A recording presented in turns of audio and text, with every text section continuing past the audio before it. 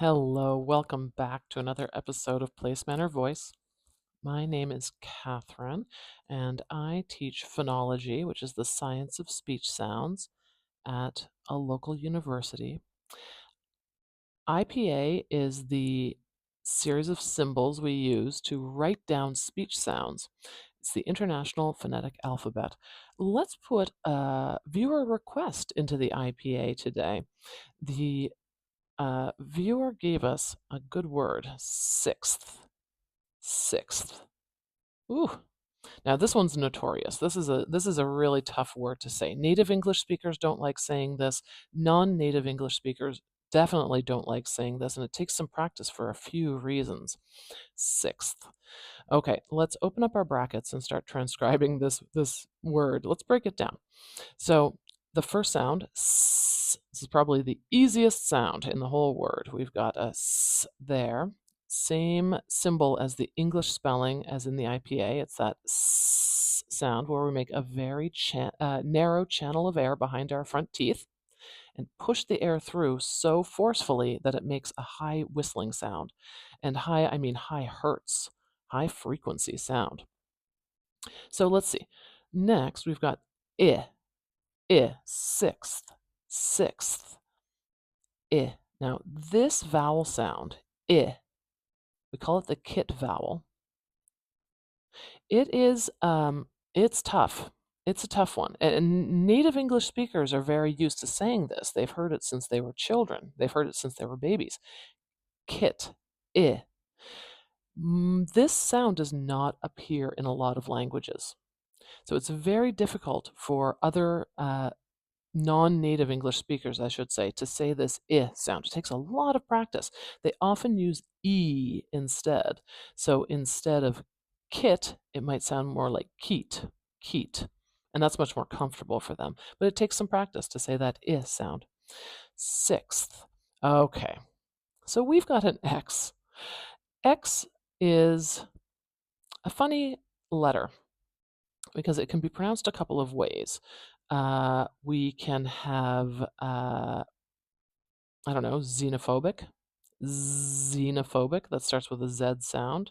Can't think of another word right now. Unfortunately, that's the only word I could think of. Xenophobic. What a sad word to add into this episode. Xenophobic. But also when it's in the middle of words or at the end of words, it's also often pronounced ks, like a KS together. Ks. So, well, think of the word fox. Fox, fox, ks. We've got an X at the end. So, we are not going to transcribe this with a symbol X because that is another sound in the IPA. That is the sound which we don't usually use in English. It's used a little bit in Scots English, but not in North American English. We are going to simply transcribe it as this. K, s, six, six. So then we've got the X represented by two sounds. Sixth, sixth. Oh, now this is the hard transition. We've got a TH here. So this is kind of funny, actually. The X is turning into two symbols down here. And then the TH, two symbols up here, is going to turn into one symbol. This is the voiceless TH sound. There are two TH sounds in English. This one has no vibration at the throat. We use this Greek letter theta to represent this one sound. This is a real failure of English that we do not have a single symbol for both our TH sounds. There's the voiceless TH and the voiced TH, but they're spelled the same way. Isn't that tricky? Sixth.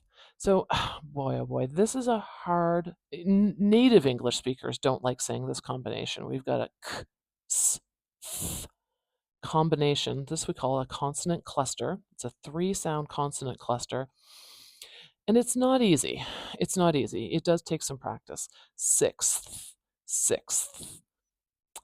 Some people will just simply not say the th at the end and just say six, six, and hope nobody notice. But really, to make it sixth in a sequence, we have to say that TH sound, at least briefly. Ugh, sixth. Sixth. You have to keep the air moving for that TH, don't you? Okay, there is a good word for our word of the day. If you have a request, leave it below and don't forget to subscribe.